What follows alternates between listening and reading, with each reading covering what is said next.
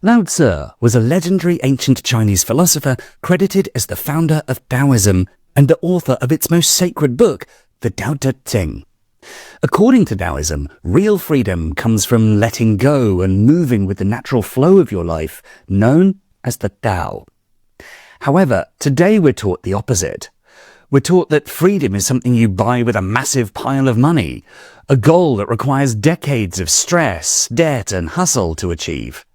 We think that if we just reach a certain number in our bank account, we can finally stop running.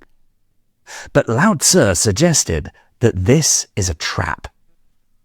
He believed that if you're working a job you hate to pay for a lifestyle that exhausts you, you aren't building freedom, you're just building a more expensive cage.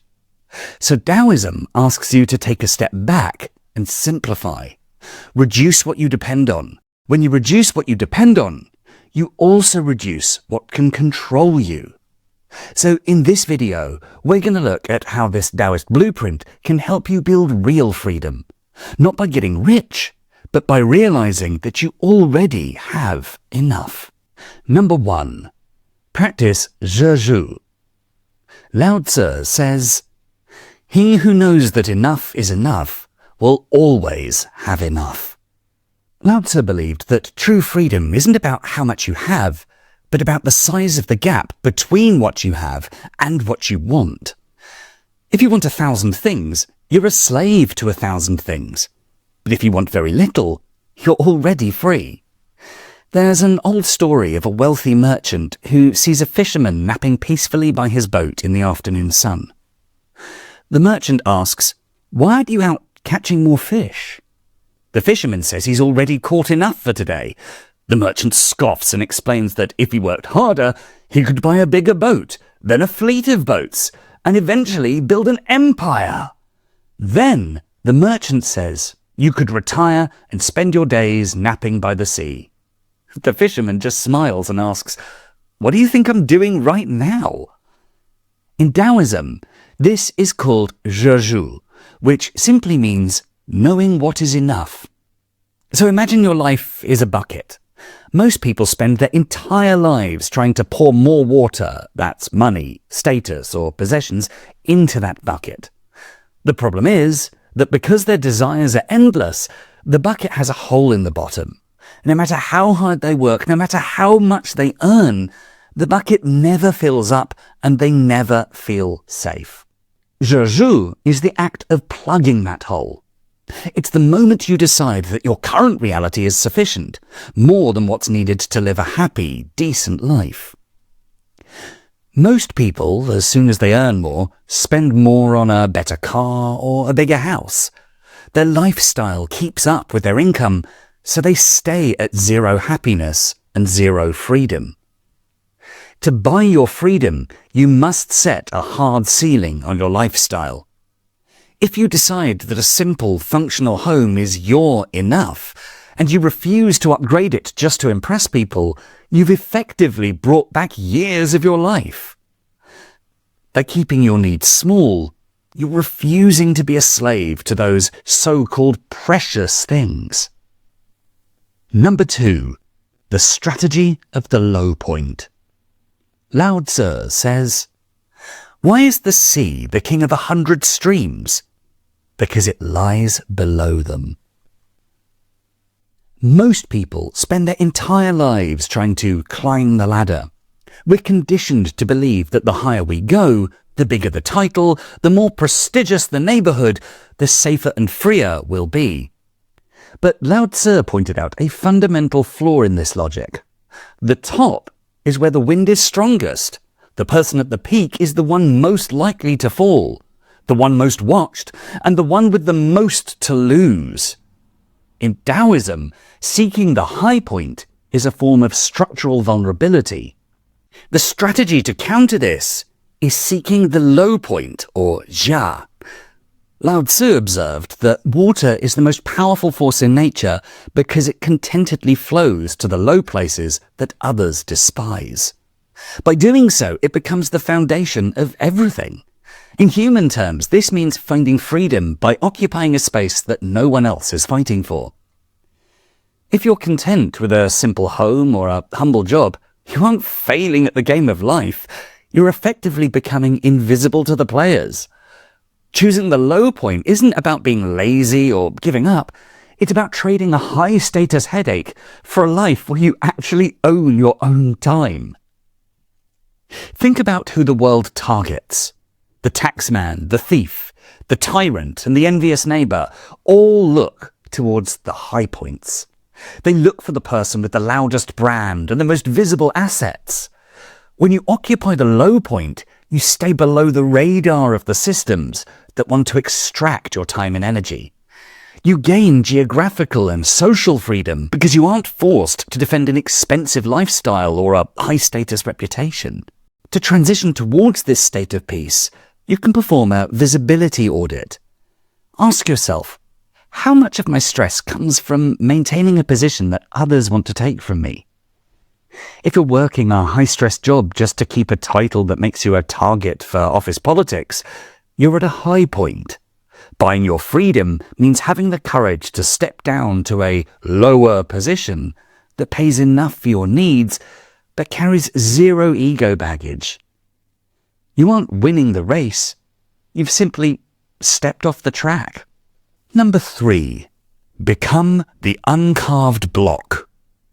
Lao Tzu says, "When the uncarved block is cut, it becomes a tool. The sage uses it to remain the master of all tools." From the time that we're children, society pressures us to become a shape that fits into the economy. A doctor, a lawyer, a coder, a manager. We spend decades carving ourselves into these highly specific tools just so that we can earn a high salary. But there's a danger here. A tool is only useful if someone else is using it. If you're a highly specialized scalpel, you're only valuable as long as there's a surgeon to hold you and a hospital to work in.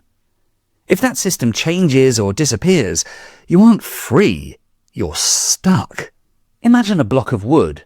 In its raw state, it has infinite potential. It could become a table, a bowl, a tool, or a piece of art. But once it's carved into a chair, it can only ever be a chair. It's lost its ability to be anything else. Taoism suggests that the secret to long-term freedom is to remain as uncarved as possible. Lao Tzu calls the natural origin state of a human being the pu, or uncarved block. This doesn't mean you shouldn't have skills. It means you shouldn't let your survival or your identity be tied to one single rigid role. Think of a corporate executive who's spent 30 years specialized in one niche industry. They have a massive mortgage, expensive private school fees, and a lifestyle that requires a massive monthly check. This person isn't free. They are highly carved. They're terrified of the future because they know they can't function outside of that specific machine. They have high maintenance costs, both in their bank account and in their mind. In contrast, the person who embraces the uncarved block maintains a simple and versatile existence. Because they haven't carved themselves into a single, expensive shape, they don't need the world to stay exactly as it is for them to be okay. If one industry fails, they can reasonably easily shift to another, because their ego and their expenses aren't tied to a specific title. By keeping your needs low and your skills broad, you make yourself anti-fragile. So look at your life and ask, if my specific job title was deleted tomorrow, what would be left of me? If the answer feels empty, it's a sign you've carved too much of your soul into a temporary role. Start by diversifying your utility. Learn skills that don't belong to a corporation, but to you. Buy your freedom by staying uncarved, retaining the power to be a beginner again, to start over and to move wherever the current takes you without breaking. Number 4. Surrender. Lao Tzu says, "Nature does nothing, yet nothing is left undone." We often mistake struggle for progress. To understand this, we have to understand Wu Wei. Often translated as effortless action, Wu Wei means acting with such perfect timing and alignment that you aren't forcing a result. Most of us are addicted to forcing things to happen.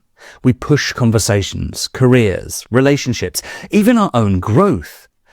Somewhere along the way, we learned that if we're not exhausted, we haven't earned our success.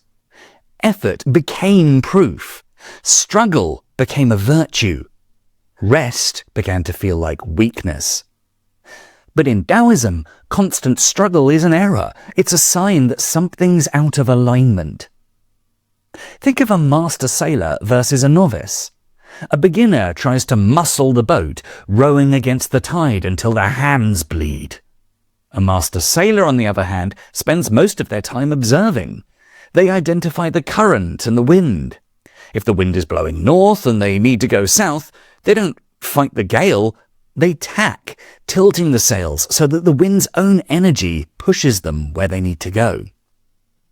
In your world, that wind is market demand for your natural obsessions. Freedom starts the second you stop rowing and let the sails take the weight.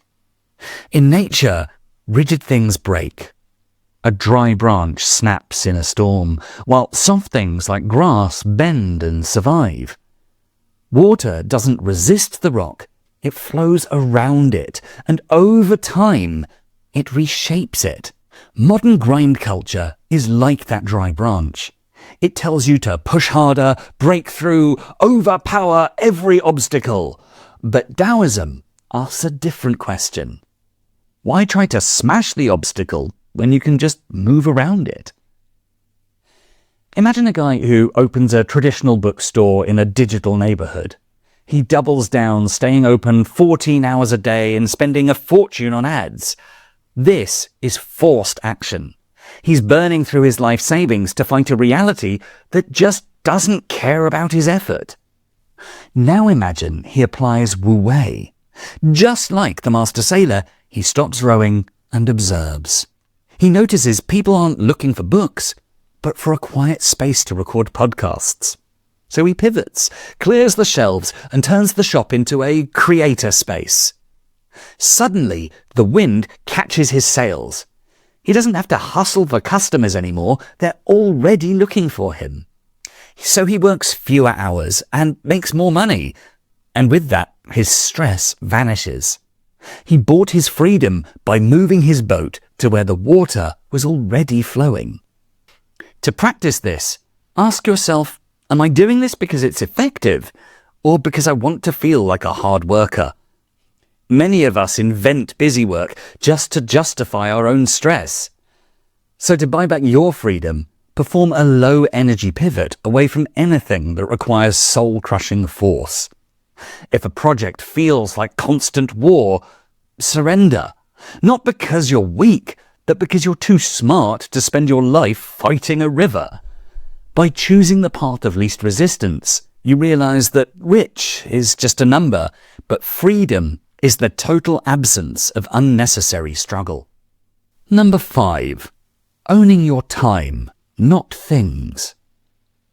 Lao Tzu says, "Which is more dear, your life or your wealth? Which is more valuable, your person or your possessions?" Taoism teaches that the only thing you truly own is your time. Lao Tzu observed that nature follows a perfect rhythm. The seasons don't rush. The tide flows in and out without effort. Things work best when they move at their natural speed. In Taoism, this natural rhythm is the balance of yin and yang. Yin and yang is represented by a symbol called the taijitu, contrasting black and white halves. A lot of people mistake it for a battle between good and evil, but in Taoism, they aren't enemies fighting for control. They're simply the complementary forces that keep the universe breathing. Just like nature, we too demand this balance. Yin is your rest, your stillness and your peace. Yang is your action, your work and your output. You work and then you rest. You earn and then you spend. But we've built an artificial financial system that destroys this balance, and its main tool is debt. When you take on heavy debt to expand your lifestyle today, you're artificially forcing your life into a state of permanent yang. You aren't just borrowing money, you're borrowing against your time, against your peace. We buy a massive house, but we're never home to sit in it because we're stuck at the office paying for the mortgage. And if your income starts to dip or your business faces an uncertain future, that debt becomes a trap. You can't step back to care for your family or simply catch your breath. You're legally signing away your right to rest, your yin, because you're forced to keep producing. In Taoism, the physical world is often referred to as the 10,000 things, the endless collection of objects, gadgets, and assets that compete for our attention. We usually think that owning more things makes us more powerful, but the Taoist perspective is the exact opposite. Every object you own is a tether that pulls on your freedom. In this cycle, the objects you own eventually end up owning you. If you buy a high-maintenance luxury car on credit, that car now owns a portion of your time, your bank account, and your anxiety. You aren't just a driver, you've become a servant to a machine. Many rich people are really just high-level security guards for their own property. They spend their weekends managing repairs, their evenings worrying about insurance, and their workdays earning money to protect what they've already bought. They're so busy defending their 10,000 things that they actually have no energy left to enjoy being alive. Buying your freedom means practicing skillful detachment. It means to use things, but never let them use you. It's the conscious decision to reclaim your rhythm. To practice this, stop asking how much a thing costs in money and start asking how much it costs in life. If a purchase costs you 3 years of working a job that drains your soul, you aren't buying an object, you're selling 3 years of your existence. Go through your home and ask, does this object serve me? Or do I serve it? By letting go of the unnecessary, you realize that the maths of freedom is simple.